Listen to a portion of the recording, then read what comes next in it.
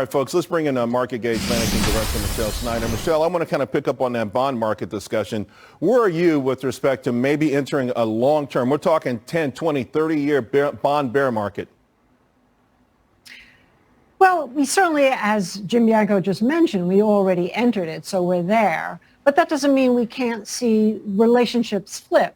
And right now, what I have my eyes on is the long bonds, right, through the TLTs, which I know they tried to kill last week. They're actually green today.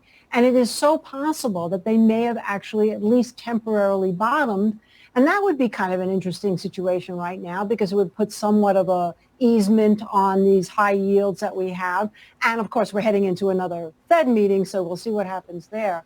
But I actually think if those yields do relax a little and these TLTs continue up, right, we're going to go back to that recession conversation. All right, well, let's talk about one of the things driving that conversation, and that's the Federal Reserve and vis-a-vis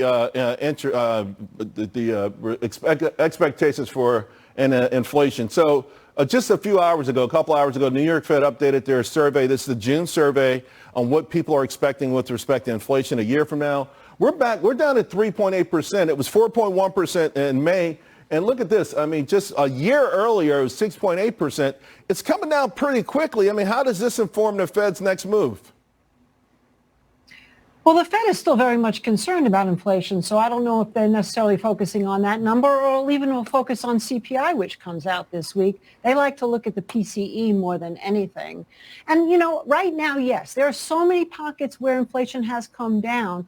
I'm always concerned about what happens geopolitically, what happens with the U.S. dollar, and what happens with weather, which the patterns, of course, have been tumultuous and will continue to be so at least through the summer and into the fall.